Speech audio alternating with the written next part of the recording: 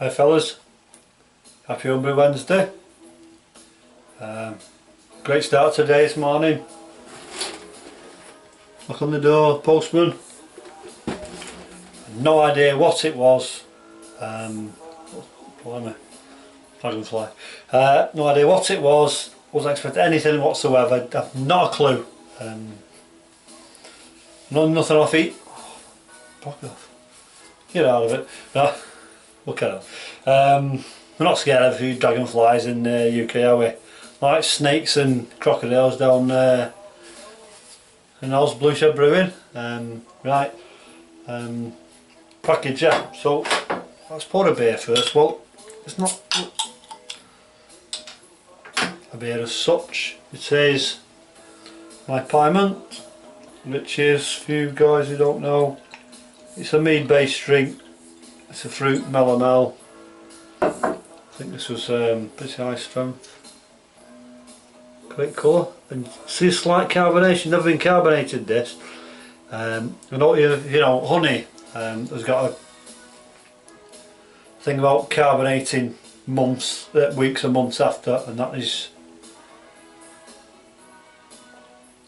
it's really nice. That you got to treat that as a wine because it's about 13, 14, something like that percent. Anyway, I digress. Right, knock on the door. No idea what it was. Opened the parcel. Really nice surprise.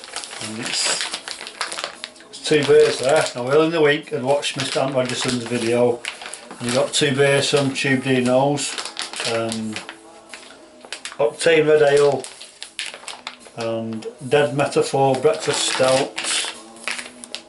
Really nicely tight, not over tight. I'm going to chill them down, and great gesture from Mr. TUBEDINOZ in collaboration with our one and only Mr.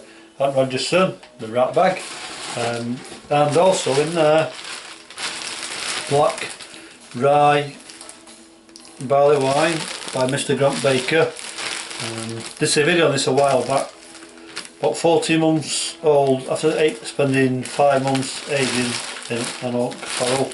So I'm looking forward to that one especially, and also just in there Keyring, Wellington, Christchurch, Auckland, New Zealand, Rotorua. Is that a funny smell? Rotorua, I'm not so sure, I think it may be. Called the Keyring, we'll use that on a future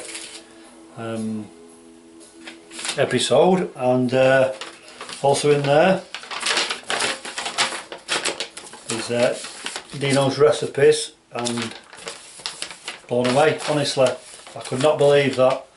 I had no idea it was coming. You've got as much, you know, surprise as me. I saw I hadn't got them, and I thought, well, jammy beggar. I didn't even comment on video, because I watch a lot of stuff on the TV now, and if you watch on TV you can't comment. That's not me.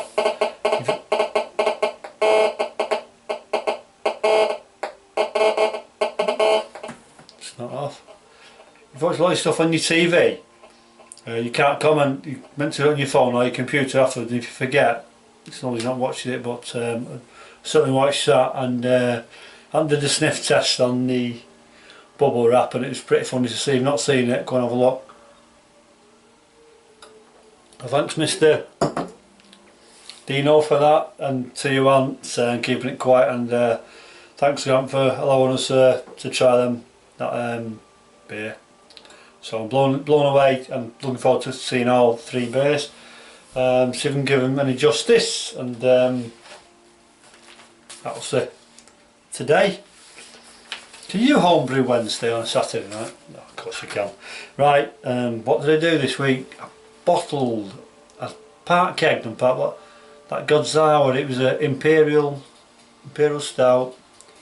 Not happy at all. It was 6.2%, which is reasonable I suppose, but the FG again 1.030, just too sweet. I actually added the kit, plus I think I put 1.5 kilograms of extract in there, and also I put 2 of the yeasts in, rehydrated, thinking that might not be enough from one, and it's still no good. I've got one more kit there, and I think it's destined for the bin. I may actually use that, try an extract brew, something like, just use it in the boil to bump up. But as opposed to the kits, it's no wonder the home brew company that I use selling them off so cheap, because they're ridiculous. Okay, so what else have I been doing? Keep me a bit longer. Wilco wheat beer, and gave me a great review, and so did Jake. And I think, as this standard kit, that's my best ever kit that I personally have done. I've done some decent ones, and as a non-sexed up kit, I would say it's as good as anything. So I've done another one. I did that one to 20 litres, the original. No change other than that, just reduce the volume by 3 litres. So now I've gone to 23 litres on the volume. I've used a kit plus 500 grams of wheat spray malt. The OG is 1.068 at 23 degrees Celsius. I also changed the yeast. Nothing wrong with the yeast on the original one, but let's see if I could improve it. Get a little bit more banana ester in there, and we used 11.5 grams Safru WB06 yeast. I actually pitched that at 28 degrees, was rehydrated. We're going to ferment at the top end of the recommended for the yeast, which is 24, I think, did it say? Something like 12 to 25 degrees Celsius, and ideally 18 to 24. I'm putting to 24, which is top of the recommended range. I'm pretty sure with a yeast like that, you know, it would do most conditions. Okay, and tomorrow, yes, hallelujah, this will be my first all grain of the year. Ridiculous. What we're in now, September now. I just looked back at my notes. The last one was the 31st of December. I did an all grain stout, dry stout from the Bible. My first ever liquid yeast, and I didn't send any of those out because I wasn't very happy with something I did. I did a yeast starter, but I just wasn't happy. Could be coincidence. I think the yeast was a little bit, was it?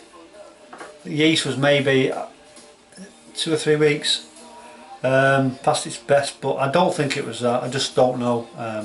Didn't risk sending any out because I'm not going to, you know, only send anything out that I'll enjoy drinking, because there's no point sending crap out, is there? Right, so I'm doing some more. This is quite a well-known beer. I'm trying to keep my mouth shut as to what the title is. Okay, because I've got my fermenter full, I've got the heat pad on there, I've got the Inkbird temp controller in there. I'm going to a small batch, which is 10 litre. I'm going to put this upstairs, and I probably ferment out at, it's between 18 and 20 degrees up there, so that's, you know, it's not temperature control, but it should do a trick. Okay, can you see what it is yet? A clue? Right, not really. Right, anyway, it's pale malt, 3.1 kilograms, and I've just altered a couple of things. I want to say what? I want to, okay, pale malt, 3.1 kilograms, crystal malt, 200 grams, black malt, 100 grams, and I give away the other ingredient, but anyway. Chocolate malt, 70 grams, and carafa, should have been special 3, and I got 1. 70 grams, so total grain bill is 3.54 kilograms. For the boil it's 12 litres. I'm going to lose 2 litres in the boil. I think it's a 70-minute boil off the top of my head. Hops, Challenger, 30 grams, start of the boil, and Goldings, 30 grams, the last 30 minutes. No dry hopping whatsoever. And because it's a high gravity beer, I'm using US 05 yeast, and I'm going to use a full pack. So so we can get 10 litres. I'll probably lose about a litre to a litre and a half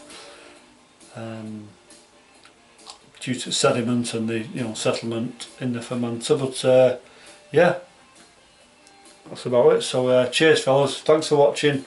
Thanks again TUBEDINOZ, and thanks Grant. Fantastic gesture from you guys. Really appreciate it. And I'm not just certain I'm going to get you about, you bugger. So cheers fellas, thanks for watching, I'll catch you later.